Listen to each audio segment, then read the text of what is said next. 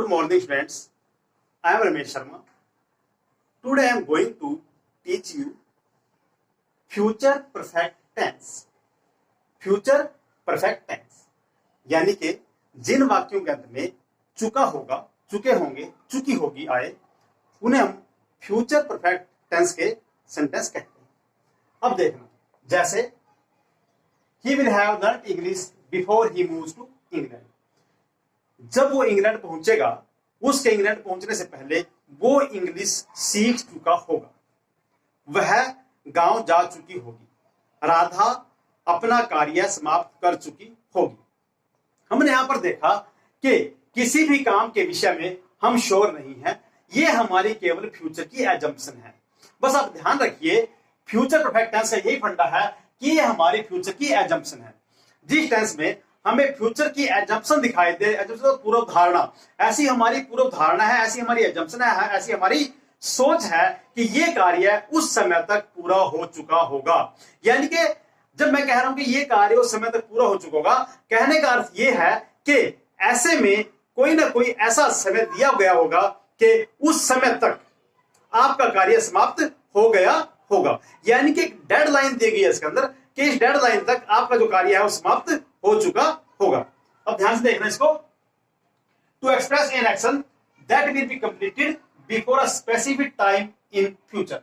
एक ऐसे एक्शन को एक्सप्रेस करने के लिए जो फ्यूचर में किसी स्पेसिफाइड टाइम तक पूरा हो चुका हो। यानी कि फ्यूचर में हमने एक टाइम दे दिया है, एक टाइम स्पेसिफाइड कर दिया है, और उस स्पेसिफाइड टाइम तक हमारा कार्य पूरा हो चुका होगा।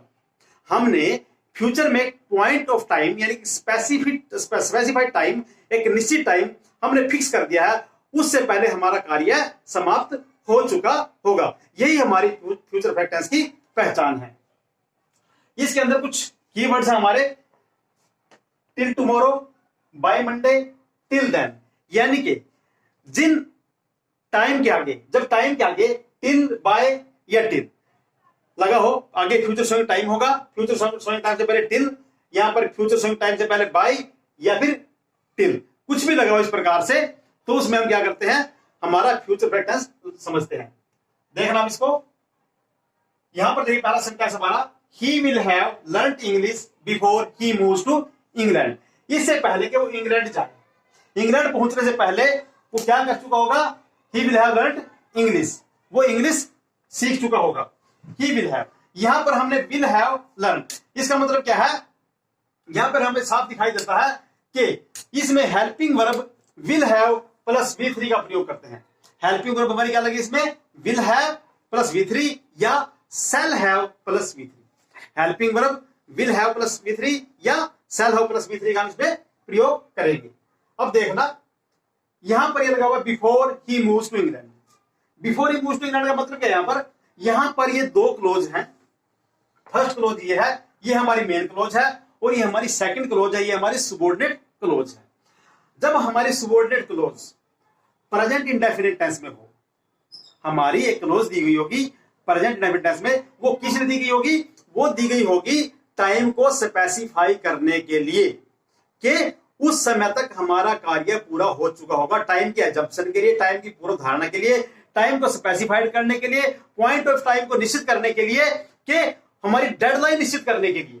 मैंने इतनी बातें बता दी कि यहां पर इस क्लोज का अर्थ क्या है, इस क्लोज को लगाया क्यों गया है, बताया मैंने, हमारी जो टाइम की डेडलाइन देने के लिए कि कब तक हमारा काम समाप्त हो चुका होगा, उस डेडलाइन को दर्शाती है ये क्लोज, और हमारे काम के बारे में बताती है ये क्लोज जो मेन क्लोज है। अब देखिए, he will have learn English before he moves to England. अब देखिए, जब तक कोई इंग्लैंड पहुंचेगा, यानी कि उसके इंग्लैंड पहुंचने से पहले स्पेसिफिक टाइम क्या दिया गया है, यहां पर जो डेडलाइन क्या दी गई है, उसके इंग्लैंड पहुंचना, उसका इंग्लैंड जाना, उसके इंग्लैंड जाने से पहले क्या हो चुका होगा, वो इंग्लिश सीख चुका होगा। ये एजम्पशन है, ये पूर्व धारणा है, ये हमारा अनुमान है कि वो कार्य ऐसा कर चुका होगा। नेक्स्ट देखिए, to express an action in which till or by is given before future showing time. यानी कि यदि फ्यूचर शोइंग टाइम से पहले टिल या बाय दे रखा हो, फ्यूचर शोइंग टाइम से पहले टिल या बाय दे रखा हो, तो हम ऐसे में भी फ्यूचर परफेक्ट टेंस लगाते हैं। जैसे I shall have returned your money, मैं तुम्हारे पैसे लौटा चुका हूंगा। अब लौटा चुका हूं, कब तक लौटा चुका हूंगा भाई? सीधा क्वेश्चन आएगा, आपको किसी ने आपके पैसे देने हैं, आप उसके पास पैसे मांगने गए, तो उसने कहा भाई मैं आपके पैसे लौटा चुका हूंगा। सेंटेंस इनकम्प्लीट, अधूरा आपके दिमाग में आएगा, भाई कब तक लौटा चुका होगा? कब तक? कोई डेडलाइन दे मुझे, कुछ तो दे मुझे, कुछ तो पॉइंट ऑफ टाइम निश्चित कर, कोई तो मुझे डेडलाइन चाहिए, कब तक देगा? तो कहता है मैंने फ्यूचर परफेक्ट टेंस पढ़ा है, मुझे डेडलाइन जोड़नी आती है। अब मैं इसमें डेडलाइन जोड़ता हूं, कैसे? I shall return your money by next Sunday, अगले संडे तक। आज संडे है, अगले संडे तक, 8 दिन की उसने डेडलाइन निश्चित कर दी, बाय नेक्स्ट संडे, अगले संडे तक मैं आपके पैसे लौटा चुका हूंगा। यानी कि फ्यूचर परफेक्ट टेंस की जो मेन पहचान है वो यही है कि इसने एक डेडलाइन दी होगी, इसके अंदर आपको फ्यूचर शोइंग टाइम दिया होगा कि वो कार्य कब तक समाप्त हो चुका होगा। कोई निश्चित नहीं है कि वो दे देगा अगले संडे को पैसे, निश्चित नहीं है, but he has fixed deadline, उसने एक डेडलाइन फिक्स कर दी है कि मैं इस तारीख तक आपके पैसे लौटा दूंगा। She will have married to Ram till then. अब देखिए यहां पर कोई बात चल रही है, उस बात के बीच में उसने कह दिया कि वो राम से शादी कर चुकी होगी, कब तक? तब तक जब तक वो काम पूरा होगा, टिल देन, तब तक। कोई बात पहले चल रही है, टिल देन उसी का हिस्सा है। She will have married Ram, वो मैं राम से मैरिड, यहां पर मैंने लगाया will have married to Ram. अगर लड़की लड़के शादी करती है तो उसके लिए टू लगाते हैं, और लड़का लड़की शादी करता है तो उसके लिए विद का प्रयोग करते हैं। She will have married to Ram till then, वो तब तक राम से शादी कर चुकी होगी। यहां भी डेडलाइन से दे दिया कि जब तक वो कार्य समाप्त हो। नेक्स्ट देखना, we will have painted the house before she arrives. हम अपने घर को पेंट कर चुके होंगे। भाई कब तक पेंट कर चुके होंगे? मुझे तो टाइम चाहिए, डेडलाइन चाहिए उसकी, मुझे तो वो निश्चित समय चाहिए जब तक आप ये काम पूरा कर चुके होंगे। कहता है बिफोर शी अराइव्स, इससे पहले कि वो आएगी। बिफोर शी अराइव्स, यहां पर क्या हो गया? व्हेन या बिफोर वाली क्लोज प्रेजेंट इंडेफिनिट टेंस में है। व्हेन या बिफोर वाली क्लोज यदि प्रेजेंट इंडेफिनिट टेंस में हो और वो क्लोज एक डेडलाइन का काम कर रही हो, एक निश्चित पॉइंट का जो कि फ्यूचर शोइंग टाइम है उसको दर्शा रही हो, तो वहां पर हम क्या यूज करेंगे? Future perfect tense. जैसे we will have painted the house, हम घर पेंट कर चुके होंगे, कब तक? बिफोर शी अराइव, इससे पहले कि वो मालकिन आएगी, अमेरिका की है, जब तक आएगी हम कर देंगे भाई इसको। ये डेडलाइन दे दी उसकी कि उसके आने तक। The train will have left, train जा चुकी होगी, ट्रेन जा चुकी होगी, कब जा चुकी होगी?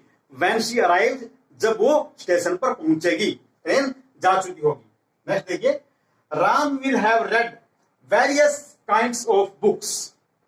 राम कई प्रकार की किताबें पढ़ चुका होगा। Will have plus with red, read red, will have read various kinds of books. यहां पर क्या है? यहां पर स्पीकर का बिलीफ है, उसकी गेस है, स्पीकर का ऐसा अनुमान है, स्पीकर का ऐसा अंदाजा है कि उस समय तक वो कई प्रकार की किताबें पढ़ चुका होगा। जिस समय की वो बात कर रहा है, पता नहीं कौन समय की बात कर रहा है यहां पर वो, लेकिन यहां उसका ऐसा अनुमान है कि वो कई प्रकार की किताबें पढ़ चुका होगा, ये बोलते समय उसका विश्वास है। नेक्स्ट देखिए, the patient will have recovered from illness by the next Monday. यहां पर सॉरी नेक्स्ट मंथ, यहां पर जो स्पीकर है वो अपना एजम्पशन, अपनी पूर्व धारणा, अपनी ये धारणा बता रहा है कि उस समय तक, उसकी स्पीकर की एजम्पशन है, यहां पर स्पीकर जो है एज्यूम कर रहा है कि उस समय तक जो पेशेंट है वो रिकवर हो चुका होगा। The patient will have recovered from illness by the next month, अगले महीने तक। यहां पर भी उसका डेडलाइन दे रहा है कि अगले महीने तक जो पेशेंट है वो रिकवर हो चुका होगा। अब मुझे लगता है कि आपको फ्यूचर फैक्टर्स अच्छे समझ आया होगा। आपकी मैं इसमें कुछ कीवर्ड्स दोबारा बता देता हूं।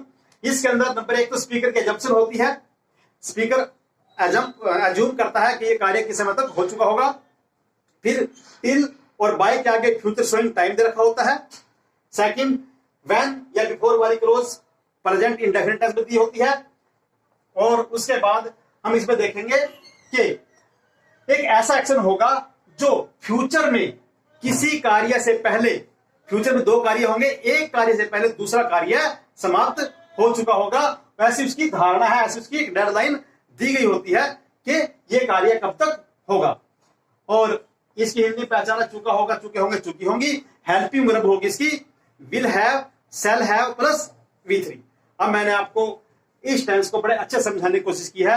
अगर आपको मेरी वीडियो पसंद ना आई हो तो बिल्कुल भी इसको शेयर और सब्सक्राइब मत कीजिए। अगर आपको पसंद आई हो तब आपकी इच्छा पे डिपेंड करता है कि आप इसको शेयर और सब्सक्राइब कितना करते हैं।